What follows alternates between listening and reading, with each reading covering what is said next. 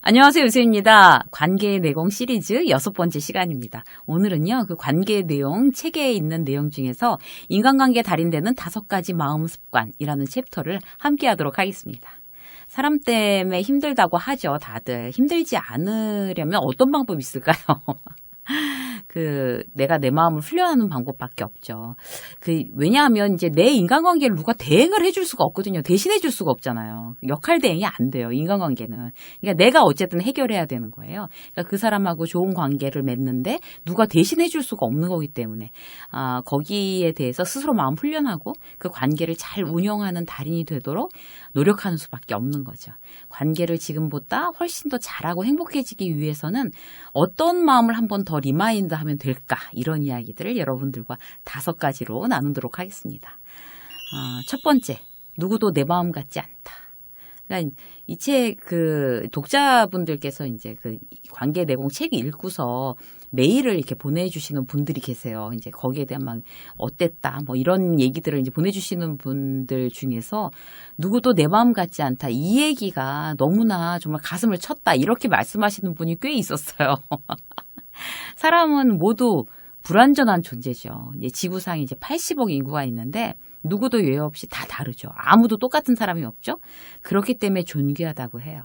그런데 우리는 이제 그렇게 다들 80억 인구가 다 존귀한 사람들인데 거기에다가 자꾸 내 생각을 기준 삼아서 이제 남을 판단하고 틀렸다라고 자꾸 말하고 분개하고 막 이러잖아요.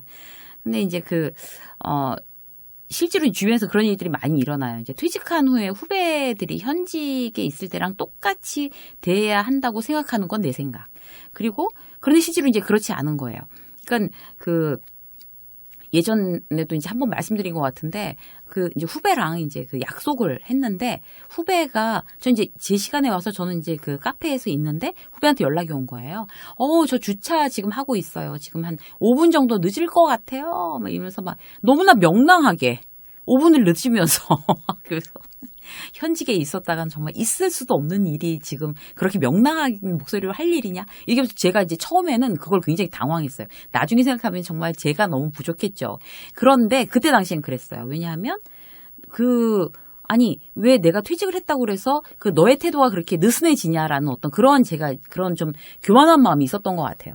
그런데 그걸 이제 그렇게 생각을 해야 된다는 거죠. 내 마음 같지 않다. 퇴직했으니까 그렇게 원래 현직에 있을 때처럼 막 군기가 바짝 들어서 그럴 필요가 없는데 그걸 왜 그렇게 나는 생각할까? 나중에 이제 굉장히 제가 반성을 했어요.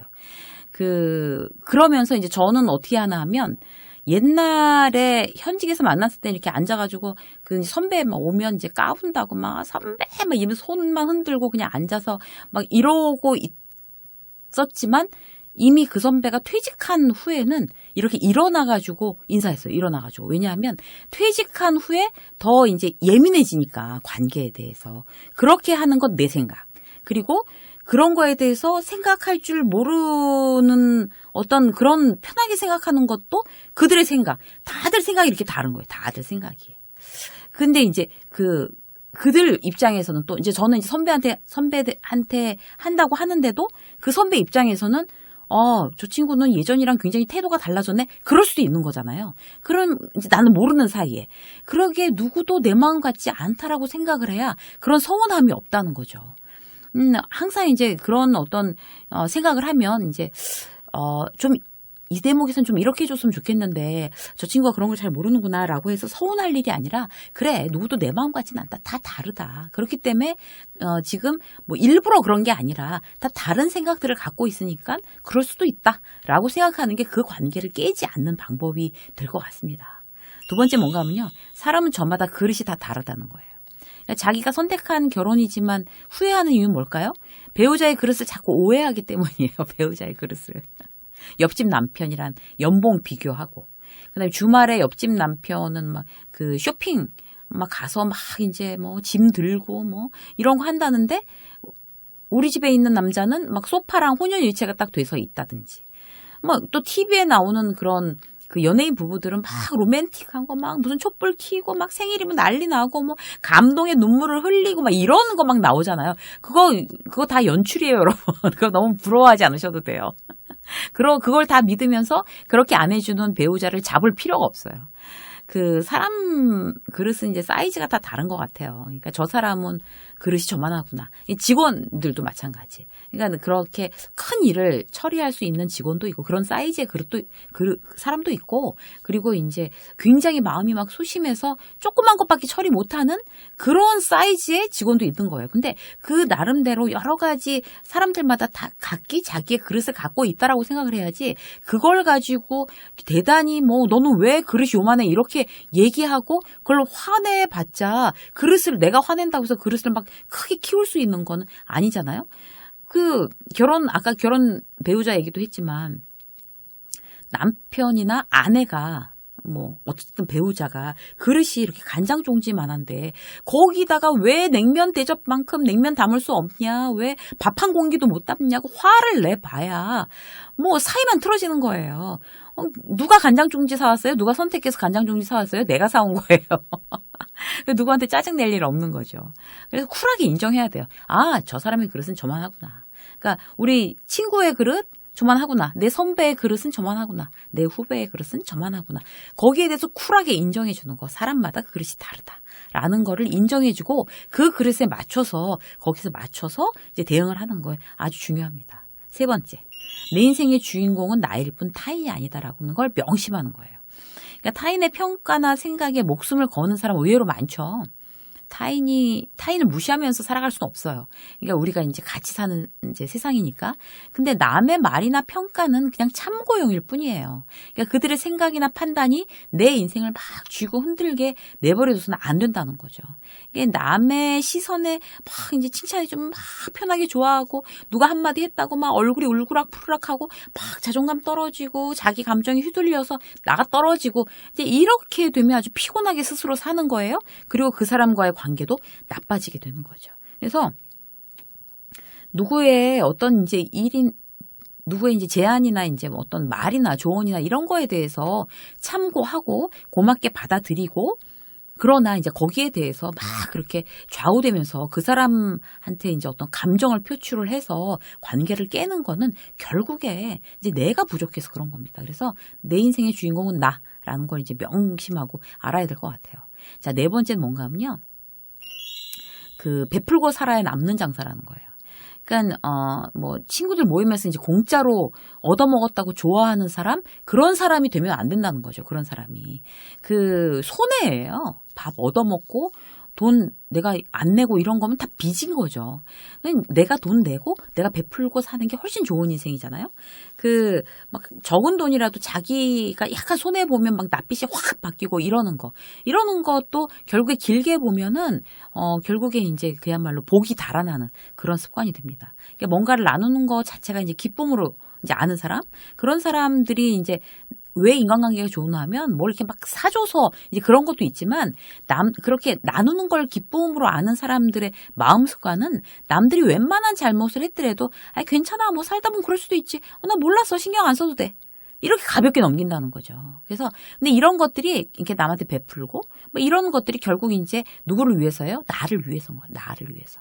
그러니까 베푸는 것도 괜찮다고 용서하는 것도 타인을 향해서 따뜻한 시선을 갖는 것도 그래야지만 절로 사람 관계가 좋아진다는 거죠. 결국 나를 위해서 남들을 용서하고 베풀고 이러는 겁니다. 방송하면서 긍정적인 사람으로 이제 참 많이 바뀌고 있는 것 같아요. 그래서 이런 이제 제가 늘 긍정적인 어떤 내용의 어떤 방송을 하니까 점점 더 그렇게 되는 거잖아요. 어떻게 달라진 게 있나 하면 고맙게 나한테 잘해준 사람들이 계속 생각이 나요. 그러니까 저의 이제 마음이 긍정적으로 바뀌면 바뀔수록 여러분들도 이 방송을 많이 보시면 많이 보실수록 내가 유세미 직장 수업 방송을 많이 보긴 봤구나라는 증거가 뭔가 하면 자꾸 고마운 사람들이 떠오른다는 거예요. 그래서 정말 참 그때 고마웠다. 전화 한번 해야지. 밥 한번 사야지. 카톡으로 막 아이스크림 같은 거 날려줘야지 선물로 막 이런 거 있잖아요. 계속 감사를 전하고 밥 살게요. 이러는데 어떻게 그 관계가 안 좋아질 수가 있겠어요. 그래서 내가 베풀고 감사함을 자꾸 떠올리고 하는 게 결국에 누구하고라도 잘 지낼 수 있는 아주 좋은 방법인 것 같아요. 5번째, 한 가지 더 말씀드리면요. 자주 입장을 바꿔보는 습관이에요. 그러니까 쓸데없이 상대의 기분 상하게 하지 않는 거죠. 자식 자랑하면 한술 더 떠서 너무 좋겠다. 막 기뻐해 주는 거예요. 그런데 누가 막 자식 자랑하면 그냥 이렇게 듣고 있다가 그냥 그래? 이러고 많은 사람들이 있어요. 그렇게 되면 그 관계가 좋아지겠어요? 내 자식 자랑한다고 막 내가 기뻐가지고 막 얘기하는데 거기에 대해서 맞장구 치지 않는 사람들하고는 마음이 상할 수밖에 없어요. 그렇기 때문에 누가 자식 자랑하면 한술 더 떠서 막 난리 치면서 기뻐해 주는 거. 그리고 막 자식에 대해서 막 흉볼 때는 같이 걔는 왜 그런다냐 도대체 너도 속 어지간히 썩으면서 사는구나. 이렇게 하면 절대로 안 된다는 거죠. 그 사람과 입장을 바꿔보면 그 자식 때문에 막 힘들어서 막 그런 거를 이제 푸념했는데 거기에 대해서 같이 뭐라고 하면 더 기분 나빠지는 거예요. 그래서 거기에 대해서는 아니야, 그게 아니야. 이제 굉장히 좀 기다려줘. 잘할 거야. 믿어줘. 이제 그래도 이런 부분은 굉장히 잘하는 거잖아. 요즘은 그거 해서 굉장히 잘 나가는 애들도 많대. 이런 어떤 긍정적인 면을 더 부각시켜서 얘기해 주는 거. 그 사람의 입장을 바꿔서 생각해 보는 습관이 있다면 그렇게 하실 수 있습니다. 오늘은요, 이제 여러분들과 이제 관계 내공 시리즈 6번째, 벌써 6번째 시간이네요. 이제 지금껏 꾸준히 관계 내공 너무 이제 여러분들께 사랑해 주셔서 꾸준히 서점에서도 이제 사랑받고 있고, 너무 감사합니다. 그래서, 오늘 6번째 시간 여러분들과 인간관계의 달인되는 5가지 마음 습관에 대해서 함께 나눴습니다. 유쌤의 직장 수업 오늘 여기까지 하겠습니다. 고맙습니다.